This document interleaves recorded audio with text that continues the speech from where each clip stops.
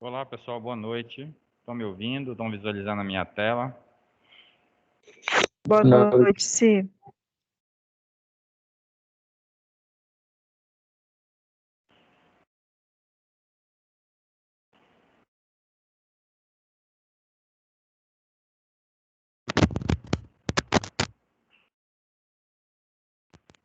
Estão me ouvindo agora, pessoal? Sim, dá para ouvir bem. Ok. Bem, então hoje a gente vai dar continuidade ao assunto que a gente está conversando, que são as neoplasias. Na verdade, vamos finalizar esse assunto. Falta só um finalzinho aqui. Eu não quis me alongar muito na aula passada, porque é um assunto um pouco mais complexo, para não ficar as coisas jogadas. A gente deu uma paradinha e hoje a gente vai dar essa finalizada aqui nesse assunto, aproveitar esses 50 minutos que nós temos aqui.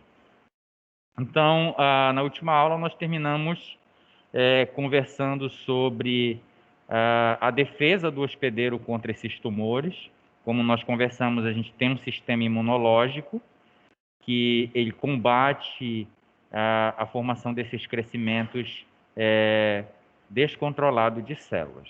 E nós vimos que, normalmente, quem faz esse controle são as células do sistema imunológico, principalmente o grupo dos linfócitos CD8, os linfócitos citotóxicos, que vão reconhecer aquelas células que estão descontroladas, vamos dizer assim, perderam o seu controle replicativo por algum motivo, que, como nós vimos, advém de um dano ou de uma modificação importante no material genético, principalmente nos que nós chamamos lá de genes que estão relacionados a oncogenes, genes responsáveis pelo controle replicativo da célula.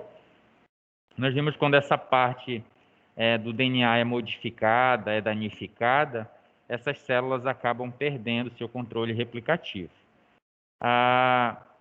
Os fatores que levam a esse dano do DNA eles são diversos, como nós já conversamos, né? Então, desde fatores ambientais, desde substâncias químicas, como nós vimos, substâncias ionizantes, que vão promover o dano nesse DNA, nessa parte importante, né, nesse gene, fazendo com que ele perca a sua funcionalidade e a repercussão que a gente vai ter é essa célula perdendo seu controle replicativo. Tá? Então, na última aula, nós terminamos conversando aqui sobre esse slide e nós vimos que as células normais, os linfócitos, eles reconhecem ela porque elas apresentam aqui na superfície receptores, né, como o MHC de classe 1, que apresentam moléculas que identificam como esta célula sendo própria, né, não sendo uma célula modificada. Quando essa célula perde o seu controle replicativo ou é modificada, como eu acabei de falar aqui, ela vai apresentar algumas repercussões que vai fazer com que o linfócito TCD8 reconheça agora esta célula não mais como própria, né, mas sim como uma célula alterada. Então nós vimos algumas coisas que vai acontecer com esta célula alterada, que vai fazer com que o linfócito reconheça. A primeira é a apresentação aqui na superfície de um produto, né, de um oncogene, que nós vimos que é o que está relacionado. Então, imaginar que essa célula sofreu um dano na região de um oncogene e ela acaba agora expressando proteínas. E essas proteínas serão mostradas aqui na superfície, fazendo com que as células do sistema imunológico, como os linfócitos, reconheçam essa célula como estranha e acabe eliminando ela. Não esqueça que nós estamos falando aqui da forma que o sistema imunológico controla a formação dessas células, desses tumores. E na maioria das vezes, na maior parte do tempo, ele vai conseguir fazer a eliminação dessa célula. Então, se a célula está sinalizando que ela está alterada, o linfócito consegue reconhecer e eliminar. Se esta célula agora modificada está apresentando uma proteína mutada, ou seja, diferente, ela vai apresentar aqui na superfície também, fazendo com que o linfócito T reconheça que ela é estranha e acabe eliminando. Uma outra repercussão, uma outra característica que faz com que o linfócito T reconheça essa célula como estranha, como não própria, como modificada e consiga eliminar? É quando essa proteína começa a superexpressar uma determinada, quando essa célula começa a superexpressar uma determinada proteína. Então não é comum ela apresentar aquela grande quantidade, a síntese daquela grande quantidade daquela proteína, e isso também é um indicativo de que ela está alterada.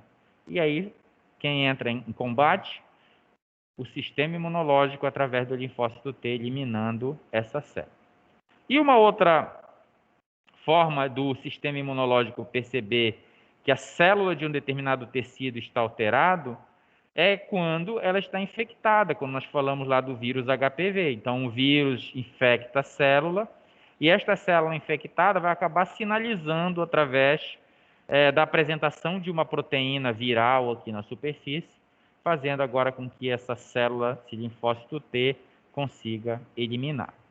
Então, essas são as principais vertentes que o sistema imunológico utiliza para reconhecer aquela célula como não própria, fazendo o seu papel, que é eliminar coisas não próprias, no caso aqui, as células que estão alteradas.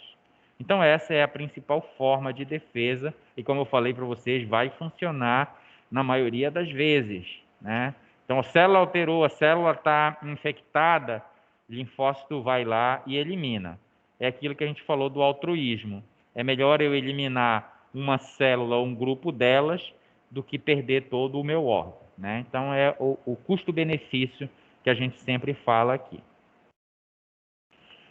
Só que, se esse sistema não fosse burlado, nós não teríamos tumores, não teríamos câncer, mas sempre vai acontecer, que é o que a gente vai falar aqui, que é a evasão dessas células tumorais ao sistema imunológico. Então, de alguma forma, que nós vamos ver hoje, o sistema imunológico não consegue reconhecer que aquela célula está alterada. Se ele não consegue reconhecer, ele não consegue eliminar, e essa célula persiste, agora se multiplicando, formando as massas teciduais, os tumores que nós conversamos. Então, isso a gente chama de evasão das células tumorais ao sistema imunológico. Então, nós vamos ver alguns deles aqui. Tem alguns pontos que eu queria comentar com vocês, que o câncer ele também infeta imunocompetentes. O que é um imunocompetente? Aquela pessoa que tem um sistema imunológico eficiente, funcionando, né? Isso a gente chama de imunocompetente. Então, essas pessoas também são afetadas por câncer, né? E nós vamos ver o motivo disso, porque as células que percam seu controle replicativo, elas vão conseguir evadir esse sistema de defesa imunológico e acabar se instalando. Então, possuir um sistema imunológico eficiente, competente, não significa que você não terá câncer. Então, ela afeta tanto imunocompetentes quanto imunodeprimidos. Isso é um ponto importante que tem que ficar aqui para vocês.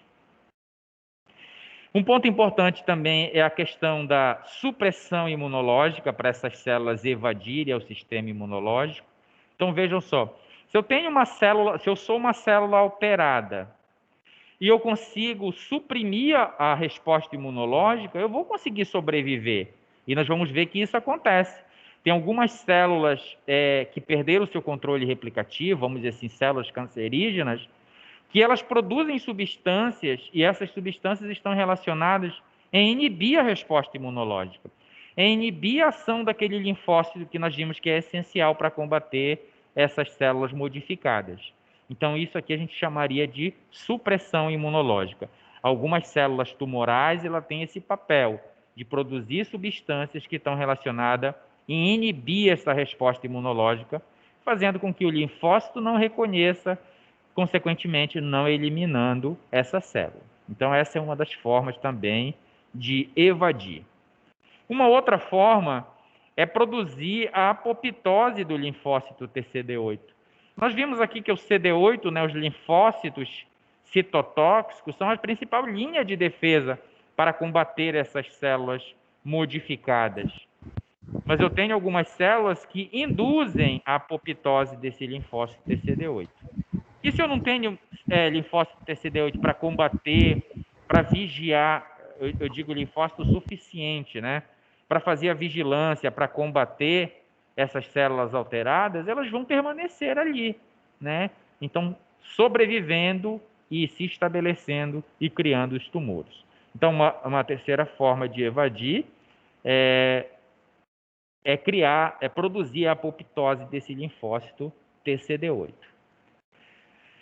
Uma quarta forma é não produzir antígeno tumoral. Como nós vimos aqui, ó, as células, quando estão alteradas, elas produzem um antígeno aqui na superfície. Elas sinalizam que estão alteradas. Mas algumas células, elas não fazem a produção desse antígeno tumoral. Ou seja, elas não sinalizam dizendo, olha, eu não sou mais própria, eu estou alterada. Elas não produzem mais essa sinalização. E quando nós conversamos em imunologia, nós vimos que o sistema imunológico, a forma de comunicação dele é contato. Então, ele precisa ligar na superfície da célula e reconhecer que ali tem algo estranho para poder entrar em ação.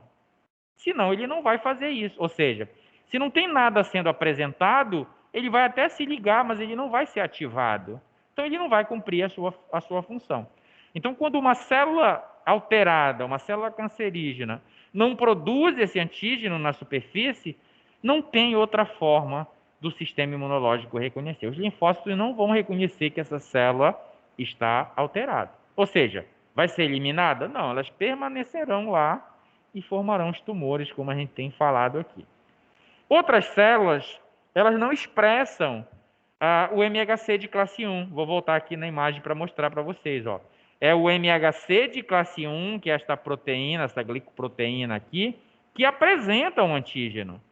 E eu tenho algumas células tumorais que não expressam esse MHC. Ou seja, se eu não tenho a âncora de apresentação, que é a molécula de MHC de classe 1, não tenho como apresentar.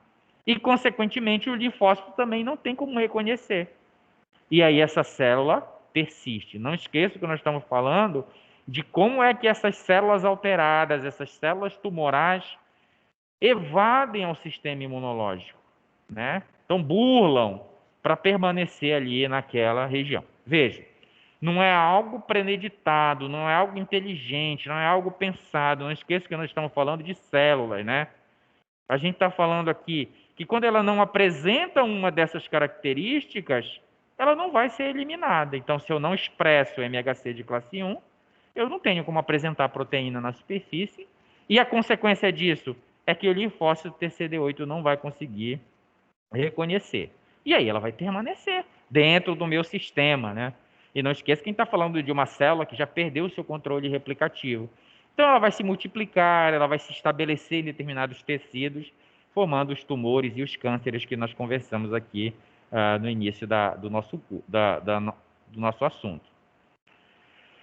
Algumas outras células produzem proteínas imunossupressoras. Então, além de produzir a apoptose do linfócito, ela também produz proteínas que são imunossupressoras, ou seja, elas inibem a resposta imunológica. E nós precisamos de reconhecimento, como a gente tem visto aqui. Nós precisamos de sinalização para que essa célula reconheça. Então, se essa célula tumoral ela está produzindo essa substância, que é uma substância que inibe a resposta imunológica, ela não vai ser eliminada. Então, a figura aqui é para a gente fixar isso que nós falamos aqui. Então, vamos olhar aqui para essa primeira linha. A gente vai ver como é que funciona a imunidade antitumoral. Então, vamos lá. Eu tenho uma célula tumoral, como nós vimos no início da aula, né? Então, o que é uma célula tumoral? É uma célula que está descontrolada, que foi danificado o seu material genético, uma região importante, um gene importante, e ela acaba apresentando na superfície, através da molécula de MHC, então, ó, molécula de MHC azulzinho, apresenta aqui um antígeno tumoral, ou seja, um antígeno que sinaliza que aquela célula está alterada, que é uma célula tumoral. Os nossos linfócitos, como nós vimos, eles se ligam, né, neste MHC de classe 1, reconhece que isto aqui é um antígeno tumoral, ou seja, não é um antígeno próprio. E o que é que ele vai fazer? Ele vai reconhecer e vai ser ativado, fazendo o quê? A eliminação desta célula. Então, isso é o que nós vimos inicialmente. É como o sistema imunológico vigia, reconhece e elimina uma célula tumoral. Só que o que nós estamos falando agora é como é que essas células conseguem evadir ao linfócito a resposta imunológica. Então, aqui nós temos três características que nós já comentamos lá na frente e vamos só fixar aqui através das figuras. Primeira, falha ao produzir antígeno tumoral. Então, essa célula aqui é uma célula tumoral, é uma célula alterada. É uma célula que tem MHC de classe 1, tá vendo aqui a molécula azulzinha?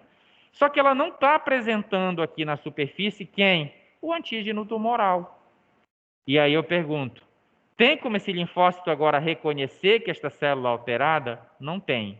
Então vai acontecer aqui o quê? Que o linfócito vai falhar no reconhecimento desta célula tumoral. Não vai eliminá-la e ela vai permanecer. Então o que esta célula, vejam só, não de forma inteligente, como eu falei, não de forma planejada, mas por esses eventos que aconteceram aqui, ou seja, a não apresentação do antígeno tumoral, fez com que essa célula não fosse eliminada. Então ela vai permanecer no tecido. E é lógico que ela vai se multiplicar, daqui a pouco eu tenho uma massa tumoral aqui, que é o tumor que a gente tem comentado. Então, quando eu não produzo esse antígeno tumoral, não tem como o meu sistema imunológico reconhecer que aquela célula está alterada. Então, é isto que permite com que a célula sobreviva e com que a célula se multiplique, formando o tumor, estabelecendo o câncer, que é o assunto que a gente está conversando aqui. Uma outra forma dessa célula evadir, ou seja, evadir ao sistema imunológico e conseguir sobreviver e formar os tumores, é quando ela sofre mutações nos genes de MHC. Então você está vendo aqui, ó, que eu tenho a molécula de MHC aqui na superfície dessa célula? Não. Então, provavelmente essa célula foi alterada no material genético dela, no gene responsável pela produção dessa molécula, agora ela não produz mais. Mas não esqueça que ela está alterada, né? Ela não é própria mais. Mas ela não consegue apresentar molécula de MHC na superfície. Se ela não consegue apresentar, ela também não vai conseguir apresentar o antígeno, porque quem apresenta antígeno na superfície é a molécula de MHC. Então, eu preciso da molécula de MHC que vai apresentar o antígeno para o linfócito TCD8. Na primeira situação, nós vimos que a célula alterada, a célula tumoral, ela apresenta a molécula de MHC, mas ela não produz quem? O antígeno tumoral. Nesta segunda situação que a gente está conversando aqui, ela não produz nem o MHC e, consequentemente, não tem como apresentar o antígeno tumoral na superfície. Então, ela é deficiente na produção dessa molécula apresentadora de antígeno, que a gente chama MHC de classe 1. E, consequentemente, o linfócito só reconhece quem for apresentado pela molécula de MHC. Então, agora ele vai passar a encostar nessa célula, mas não tem receptor para ele se ligar, como a gente vê acontecendo aqui. Então, vai haver o quê? Uma falha no reconhecimento das células tumorais pelo linfócito. E aí, lógico, vão permanecer e vão se multiplicar e vão formar os tumores.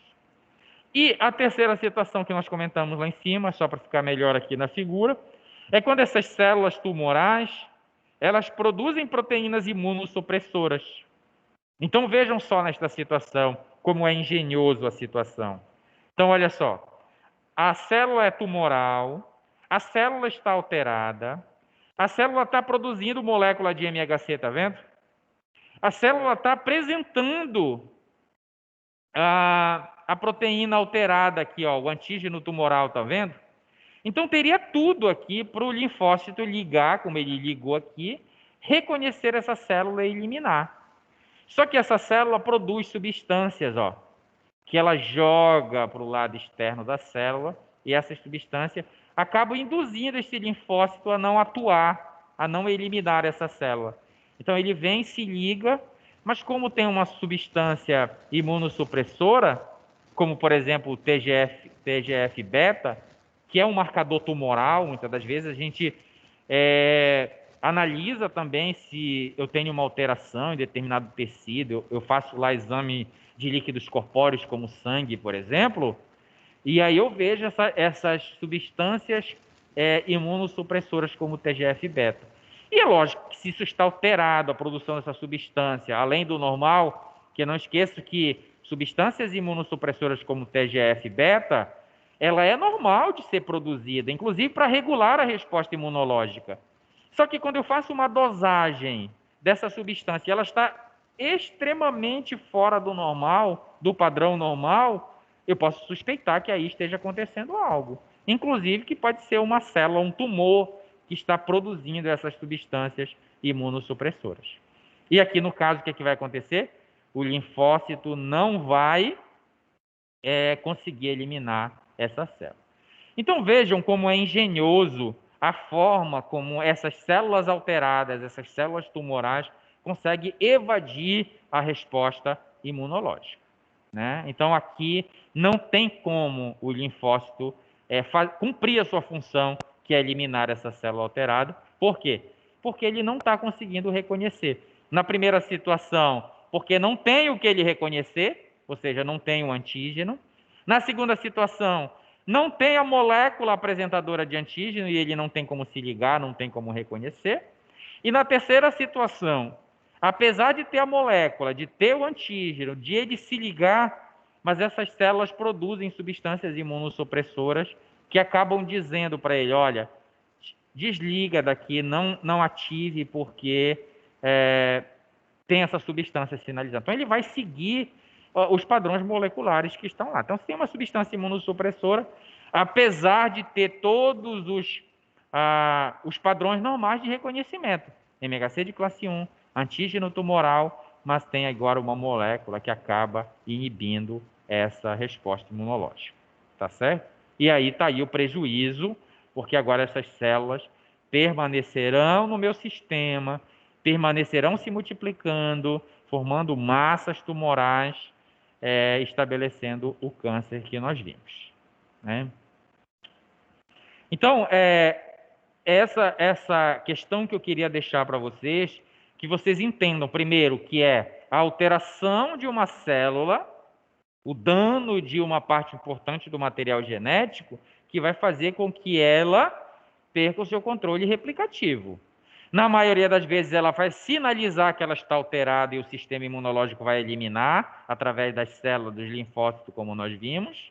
Mas, em algumas situações, o linfócito não vai conseguir reconhecer e aí elas vão permanecer viáveis, se multiplicando, formando os tumores. Um ponto importante que eu também gostaria de comentar com vocês é sobre os aspectos clínicos da neoplasia, ou seja, o tumor já está instalado, o tumor já está promovendo dano no hospedeiro, no órgão, no local onde ele está instalado. E como nós temos visto até agora aqui da nossa disciplina, nós estamos falando de coisas moleculares e que, quando tornarem-se invisíveis a olho nu, ou seja, clinicamente, eles já vão estar instalados. E dentro da nossa área de enfermagem, a gente vê muito já as repercussões clínicas, né? Então, quando eu vou examinar, quando eu vou fazer a anamnese do meu paciente, quando eu vou fazer o exame físico do meu paciente, eu já vou ter repercussões e que são indicativos de que pode ser uma determinada patologia, como nós vimos. Então, esses tumores, como nós vimos, eles vão se instalar em determinados locais e, dependendo da nobricidade desse órgão, desse tecido que ele está instalado, ele vai trazer um maior ou menor dano. Então, nós temos um efeito sobre este paciente, né? Então, quais são esses principais problemas? Primeiro, a localização. Então, como eu acabei de falar, depende de onde esse tumor está localizado. Se for na pele, como nós já chegamos a comentar, é mais fácil eu fazer uma retirada cirúrgica. Mas eu retirar, por exemplo, um tumor do sistema nervoso central é muito mais complicado, do pulmão, do fígado, né? Então, depende da localização. Então, dependendo de onde ele está localizado, ele vai trazer o quê? Uma maior ou menor problema para o meu sistema. Por quê? Porque esse tumor localizado em um determinado órgão, ele vai invadir, como a gente vê aqui, eu acho que é um fígado, né? Ele vai invadir os tecidos do órgão. Então aqui, vejam, toda essa região branca que a gente está vendo aqui, esbranquiçada, são tumores. Olha a quantidade de tumores que tem aqui neste órgão. Então o que ele está fazendo aqui? Ele está invadindo, ele está tomando conta, né? Tomando o lugar das estruturas que são peculiares daquele órgão. E nós sabemos que os órgãos eles são constituídos de determinado tecido e aquelas células, aquele tecido, eles têm uma funcionalidade. Então, por exemplo, o tecido do meu pâncreas, ele é especializado em produzir determinados hormônios, por exemplo. As células do meu fígado, dos meus hepatócitos, elas têm uma funcionalidade específica ali dentro do meu sistema. Então, se aqui no fígado se localiza um tumor e ele começa a invadir, tomar o lugar dessas células, o que vai acontecer com o órgão? Ele vai perder a sua funcionalidade no longo prazo. Então vejo que aqui, vamos imaginar que aqui seja o fígado, aqui era cheio de hepatócitos, agora não tem nenhum hepatócito. O que aconteceu com ele? Eles foram destruídos, né?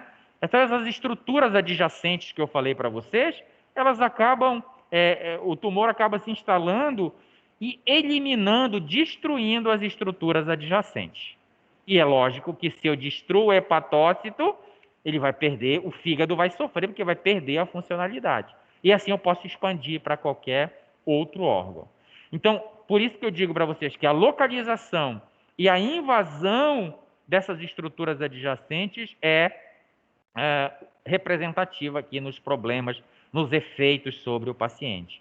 Então, se o tumor é no fígado, o órgão vai perder a funcionalidade. Daqui a pouco eu vou ver toda uma repercussão clínica. Por quê?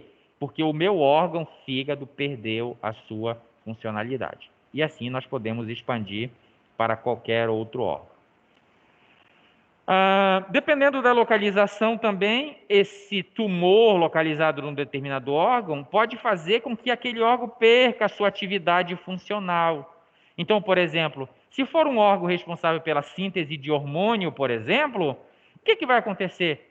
Eu vou ter agora uma alteração deste órgão produtor de hormônio. Aí esses hormônios podem ser produzidos em grande quantidade ou podem ser hipossuficientes ou produzidos em pequena quantidade. Por quê? Porque o tumor instalado naquele local está danificando o tecido, está destruindo o tecido daquela glândula, como eu estou falando aqui para vocês. Então, aqui um exemplo. Se o tumor estiver no pâncreas, por exemplo, nós sabemos que o pâncreas é um órgão que está relacionado em produzir um hormônio, que é a insulina, que está relacionado com a entrada de açúcar nas células para manter a funcionalidade de formação de energia. Então, por exemplo, se o tumor está lá no pâncreas, pode haver alteração desse órgão. Esse pâncreas agora pode produzir insulina em grande quantidade, e a produção de insulina em grande quantidade vai diminuir grandemente a glicemia, né? O açúcar presente no sangue. E é lógico que eu tenho que ter uma regulação adequada para isso. Então, se eu fizer hipoglicemia, então eu estou falando de uma coisa assim, pontual, bem superficial. Então, tumor instalado no pâncreas produz dano nos tecidos pancreáticos, fazendo com que esse órgão perca a sua funcionalidade, como eu falei para vocês. Pode ser numa produção exacerbada da função que ele tinha, ou pode ser uma hipossuficiência, uma produção de menos. Tá? Então, pode haver aumento aqui da glicemia? Pode, desde que a insulina esteja sendo produzido em pequena quantidade. Então, por exemplo, no fígado, se for o tumor estiver instalado no fígado, é lógico que o fígado vai perder a sua funcionalidade. Então, as minhas enzimas digestivas, por exemplo, eu posso fazer dosagem para ver se está ou não sendo danificada essas células do fígado, vão estar alteradas. E aí o meu fígado vai perder, e daqui a pouco eu estou com uma repercussão clínica advinda da perda da funcionalidade daquele órgão no qual o tumor está instalado. Em um determinado momento, já cheguei a comentar com vocês, eu tinha muita dúvida, né? Na verdade, era uma pergunta que como eu tenho falado para vocês, nem tudo se ensina na faculdade, nem tudo vai passar aqui por sala de aula. E uma das minhas dúvidas era, se é uma célula própria, veja, é uma célula do meu próprio corpo, que perdeu seu controle replicativo, por que ela vai causar dano? Por que ela leva à morte? Então, agora, olhando aqui, nós já conseguimos entender por que um tumor leva à morte. Porque ele invade o órgão, ele destrói tecidos adjacentes, fazendo com que o órgão perca a sua funcionalidade. Então, se é o rim que o tumor está instalado, vai perder a funcionalidade. Se é o fígado, vai perder a funcionalidade. E assim a gente pode expandir para todos os tipos de cânceres que nós vimos que são diversos, as localizações que esses tumores podem se estabelecer. Se esses tumores eles vão invadir tecidos adjacentes, promovendo danos teciduais, perdas teciduais, dos efeitos sobre o paciente pode ser sangramento, pode ser infecções, como, por exemplo, num tumor ulcerado, como a gente pode ver aqui, né? Então, aqui eu já tenho perda tecidual. Então, o tumor estabelecido, promovendo uma ulceração, né? E é lógico agora aqui, como a gente está vendo aqui, que é na pele, eu posso ter uma infecção secundária, piorando mais ainda aqui. Então, o micro-organismo cair aqui, causar um dano maior ainda por uma infecção secundária.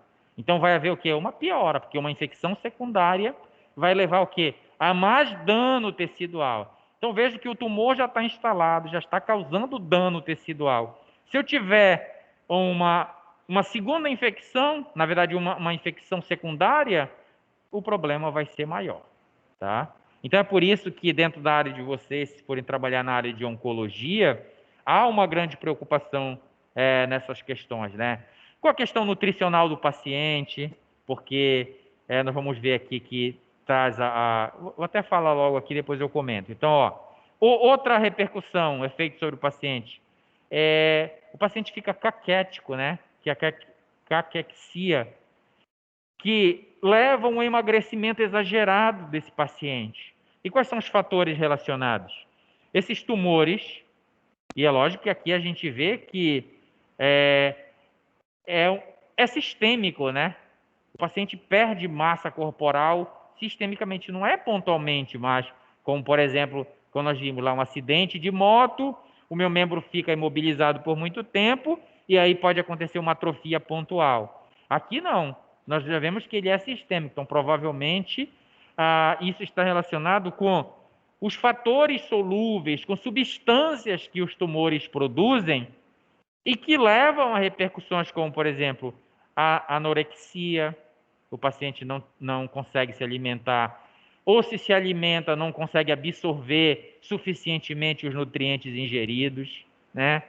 A anemia, que também pode, dependendo da localização, do tumor, do tipo de tumor, pode levar. Então, é muito comum um paciente com câncer precisar de transfusão sanguínea, por exemplo. Por quê? Porque esses fatores levam à questão de perda de células sanguíneas produzindo anemia. Perda de gordura, perda de músculo, né, como a gente vê aqui na caquexia. Então, esses efeitos sobre o paciente, eu vou visualizar no meu dia a dia de trabalho, no meu paciente, no qual já é acometido por aquele câncer, né? Já está diagnosticado, já está em tratamento. E esses fatores aqui, eu da área de enfermagem, eu posso fazer as minhas intervenções, né? Então, por exemplo, num tumor ulcerado, por exemplo, é lógico que eu vou tomar cuidado aqui, né, com a questão de curativo, de nutrição, porque eu preciso de reparo tecidual aqui, né? Então, eu vou tomar cuidado para que isso não piore. É um papel da enfermagem aqui dentro. No caso aqui da caquexia, eu vou também observar, vou redobrar os meus cuidados na administração adequada da dieta para esse paciente, na observação da ingesta desses nutrientes pelo paciente, na avaliação se ele está absorvendo aquele nutriente adequadamente. E é lógico, nós não podemos esquecer que a gente não vai trabalhar isoladamente. Eu vou trabalhar dentro de uma equipe multidisciplinar. E que muitas coisas aqui eu vou observar, vou fazer as intervenções que são inerentes ao meu trabalho, mas muitas coisas eu vou precisar passar para uma outra pessoa. Então, por exemplo, se eu estou aqui observando que o meu paciente não tá tendo uma ingesta adequada de nutrientes, não está absorvendo, não está tolerando a dieta, eu não vou prescrever dieta para o paciente, mas eu posso passar para o meu colega profissional nutricionista. Olha, o paciente não está absorvendo, ou teve êmesis, ou está com diarreia, ou enfim, observo todos esses fatores e acabo extrapolando para um outro profissional, que agora, conjuntamente com a minha observação, vai fazer uma intervenção adequada, né? Então, por exemplo, aqui nas feridas, se eu observo que tem uma infecção secundária num tumor ulcerado, o que é que eu vou fazer como enfermeiro? Vou fazer as minhas intervenções inerentes à minha categoria, que é o curativo, que é a limpeza, que é a utilização asséptica quando eu for fazer esse curativo aqui. Mas eu posso falar, olha, está com tecido necrosado, será que precisa fazer um desbridamento?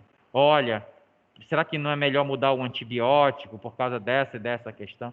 Então, ponham-se dentro de. A gente está falando aqui pela vertente das neoplasias, mas vocês atuarão em diversas áreas e vocês farão o papel de vocês na identificação, né, na observação, acolherão, verão se isso é inerente, vocês podem fazer. Eu preciso também ter essa percepção, a gente tem falado isso desde a última aula, né?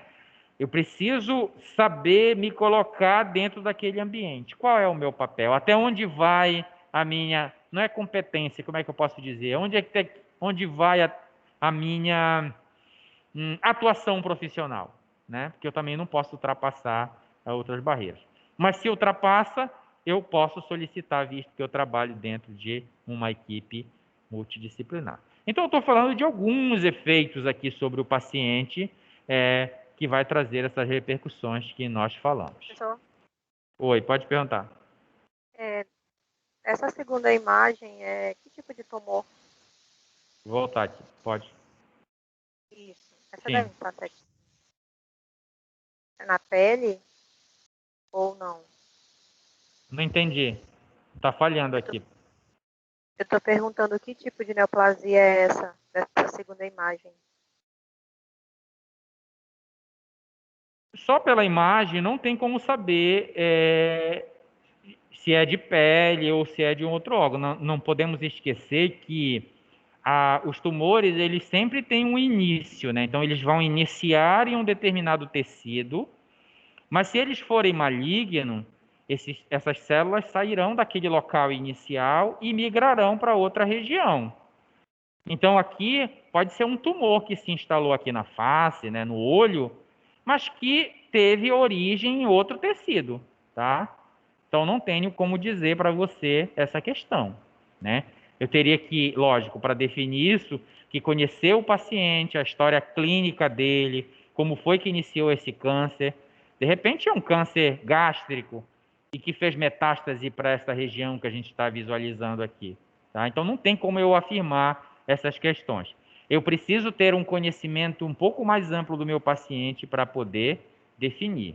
E é lógico que aqui os pacientes que já estão em tratamento já sabe-se todo, né? Tem toda uma história, tem toda uma investigação, uma determinação de onde começou esse câncer, onde é os outros órgãos que ele pode estar instalado agora, que nós vimos que os cânceres malignos, eles fazem metástase, né? Lógico, no decorrer do tempo, eles acabam migrando para outra região. Então, esse tumor dessa localização aqui não necessariamente é um câncer de pele. Pode ser um tumor que foi instalado aqui, mas que veio de uma outra localização. Tá bom? Então, teria que conhecer a história clínica do paciente. Como é apenas uma imagem, não tem como eu definir. Mas a pergunta é excelente, porque agora você tem condições de saber. Então, você vai para onde? O prontuário do paciente, né? Para entender a história desse paciente, de como surgiu, onde começou o câncer. se começou pontualmente aí, se está em metástase, se veio de outro local, né? Então, essa curiosidade, ela é realmente importante para poder definir. Preciso conhecer, ter um conhecimento um pouco mais amplo para eu poder definir essas questões. Certo?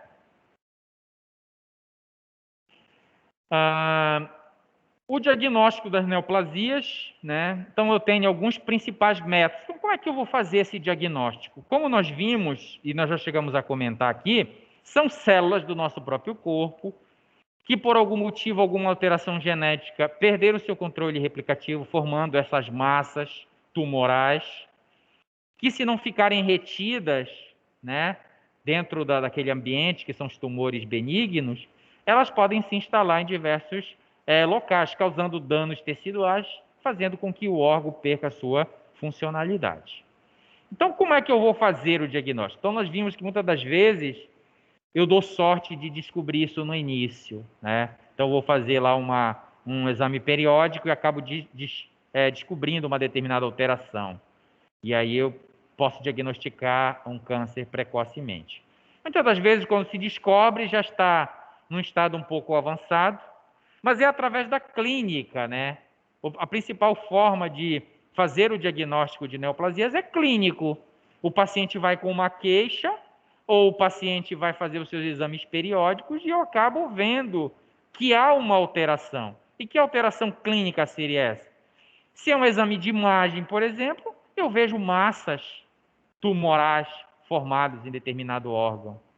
Se é uma análise de um exame laboratorial, eu vejo alteração de substâncias que são indicativas de que pode ter vindo de um determinado tumor, como nós vimos aqui do TGF-beta, por exemplo. Mas nós temos marcadores tumorais de diversos tumores. Então, por exemplo, próstata. Né? Eu vou fazer o PSA lá. Para que eu faço o exame de sangue do PSA? Para ver se aquela molécula produzida pelas células da próstata estão alteradas, estão em grande quantidade. E se estiver, isso é um indicativo de que pode ter um tumor ali. Né? Então, primeiro o diagnóstico, na maioria das vezes, é clínico. Né? E eu já vi muitas situações acontecendo de você ir procurar um médico com uma determinada queixa e acaba descobrindo que está com câncer. Tá certo? Então, normalmente é clínico. Eu vejo essas alterações, formação de massas tumorais, alterações de exames laboratoriais, e isso me dá um indicativo de que possa ser um tumor. Lógico, eu vou investigar grandemente, né? Após a minha suspeita que pode ser um câncer, eu vou expandir esta minha análise para eu afirmar realmente, categoricamente, que clinicamente aquilo é característico de um câncer. Então, o clínico é um dos principais. Após a suspeita clínica, eu posso fazer diagnóstico também citológico e histológico. Então, o que é o citológico? É olhar se aquela célula está alterada, tanto morfologicamente como molecularmente, né? Com aquelas moléculas de superfície que eu mostrei aqui para vocês. Então, nós vimos que a célula ela dá indício de moléculas de superfície que ela está alterada.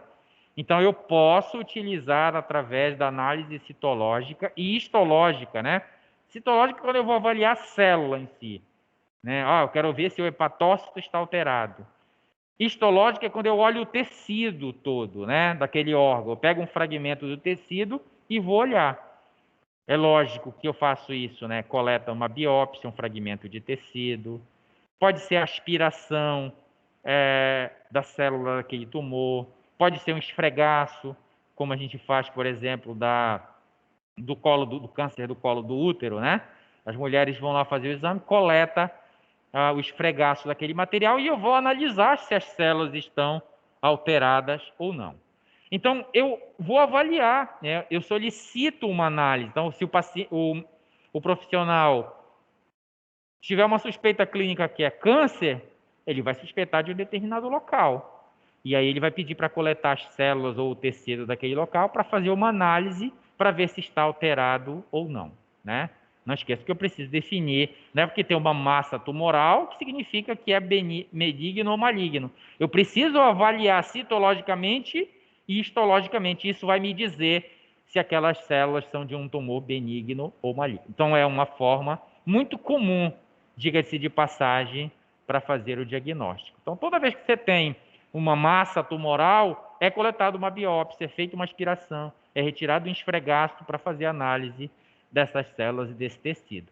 E após essa análise, vai ser feito o diagnóstico, se ela está alterada ou não. A imunohistoquímica, então, eu posso fazer, no próprio tecido também, usar anticorpos que se liguem a marcadores tumorais. Então, eu pego um tecido que eu suspeito que, de um tumor que eu suspeito que seja um tumor maligno, por exemplo, e eu coloco, né, tem toda uma técnica laboratorial que não interessa muito para vocês, porque vocês não farão isso daí, mas eu coloco aqueles fragmentos de tecido em contato com anticorpos e vejo se tem a reação, se tem a ligação. Então, se eu uso um anticorpo específico para um determinado tumor, e quando eu coloco ele em contato com aquele tecido, há ligação, há reação, o que é que significa? Significa que aquela célula daquele tecido, analisado através da imunohistoquímica, significa que ela está alterada, que aquilo é uma célula tumoral. É uma terceira forma de fazer o diagnóstico. Eu posso fazer também através de citometria de fluxo, cânceres sanguíneos, por exemplo, eu posso utilizar a citometria de fluxo, que é um equipamento que utiliza para fazer a contagem de células do sangue. Então, se essas células estiverem alteradas, eu posso ter um câncer do sangue, por exemplo, né, determinadas células. Nesse equipamento citômetro de fluxo, eu posso usar marcadores tumorais para ver também se aquelas células estão alteradas. Então, é uma outra metodologia, através da citometria de fluxo, eu consigo determinar se aquelas células analisadas no citômetro estão alteradas ou não. Eu posso fazer o diagnóstico molecular, que já é muito mais preciso, né? Então, por exemplo, eu posso pegar aquela célula e, através da biologia molecular, verificar se o DNA daquela célula, daquele tecido, está alterado, se houve mutação, se houve translocações, como nós vimos aqui, é a alteração do material genético, dos genes, que leva a célula a perder o seu controle replicativo. Então, essa metodologia ela vai lá no ponto inicial, no que levou aquela célula a perder o seu controle replicativo. Tá? Então, esses aqui são os principais métodos que a gente utiliza para fazer o diagnóstico das neoplasias. Então, você vai com uma queixa ou descobre-se por uma consulta de rotina, vamos dizer que haja uma massa tumoral, há uma suspeita, há a solicitação de uma análise do tecido, né, histológico e citológico, imunohistoquímica, citometria, e também por diagnóstico molecular. E aí você consegue definir se aquele tumor é benigno ou maligno. Eu botei aqui essas duas imagens aqui só para a gente ter uma ideia de mais ou menos como é que se processa isso. É algo que é de dentro da área de vocês. Então, por exemplo, você vai fazer o PCCU, as mulheres, a coleta do material lá do colo do útero. Então, aqui, ó, pega essa célula, esfrega numa lâmina e vai analisar no microscópio. O que eu estou fazendo aqui? Eu estou fazendo uma análise citológica e histológica, né? Então, aqui eu faço um esfregaço, uma coloração e, lógico, eu conhecendo como é a célula do colo do útero, eu vou avaliar se elas estão alteradas ou não. Então, esse primeiro aqui, ó, são as células do esfregaço cérvico-vaginal normal, né? Eu tenho células do epitélio, ó, são essas grandes aqui. As células estão com suas estruturas preservadas, característico das células constituintes daquele órgão. E aqui do lado eu já tenho um esfregaço cérvico-vaginal com células anormais, né? Lógico, um pouco mais aproximadas. Então, o que é que tem de diferente aqui dessas células para essas aqui, ó? Que a gente diria que são a célula cancerígena, uma célula maligna. Essas células elas já têm núcleo polimórfico. O que é núcleo polimórfico? É um núcleo com diversos formatos. E cada célula de cada tecido tem o seu núcleo peculiar. Por exemplo, ó, essas células descamativas aqui, vocês veem que ela é uma célula que tem um núcleo pequeno, tá vendo? Ó? Pequeno, central, como a gente vê aqui. Não é o que a gente já vê aqui, ó. A gente já vê células com 2 núcleos, olha. E essas células não têm 2 núcleos, essas células têm apenas um núcleo, né? Então, eu pergunto, se eu vejo uma célula no esfregaço cérvico-vaginal com 2 núcleos, o que é que isso significa? Que aquele tecido, que aquela célula está alterada. Lógico que eu preciso definir o que é que está promovendo essa alteração. É a infecção por um vírus? É a célula cancerígena que já está aqui? Então veja que eu estou aqui numa observação inicial, só para mostrar para vocês como é que eu olho a alteração dessas células e desse tecido. Então aqui eu tenho um núcleo polimórfico, hipercromático, ou seja, o corante já se liga muito aqui, não é uma característica peculiar. Mas como eu falei para vocês, é só para dar uma ideia para vocês, quando você coleta o material, é isso que o citologista, o histopatologista vai olhar, se tem ou não uma alteração. E lógico que vai chegar o resultado para você, olha, o esfregaço cérvico-vaginal possui células com essa e essa característica, com essa alteração, e aí já vem um diagnóstico, né, presuntivo lá, sugestivo de tal coisa. Mas você, como enfermeiro, precisa saber fazer essa interpretação. Precisa também ter uma visão do que é feito para ele ter chegado a essa conclusão. Então, ele observou o tecido, ele conhece como é um tecido normal, e por isso agora ele pode definir que aquele tecido, que aquela célula daquele tecido está alterada. Tá certo? Então, pessoal, aqui a gente encerra os nossos assuntos, né? Esse aqui é o nosso último assunto, neoplasia. Na quinta-feira agora vocês terão uma atividade, né? Vocês estarão presentes nas atividades, nós não teremos aula. E nas 2 últimas semanas, nós utilizaremos as nossas aulas de terça e quinta-feira para fazer as nossas atividades para a segunda verificação e para fazer a nossa revisão para a segunda verificação, tá?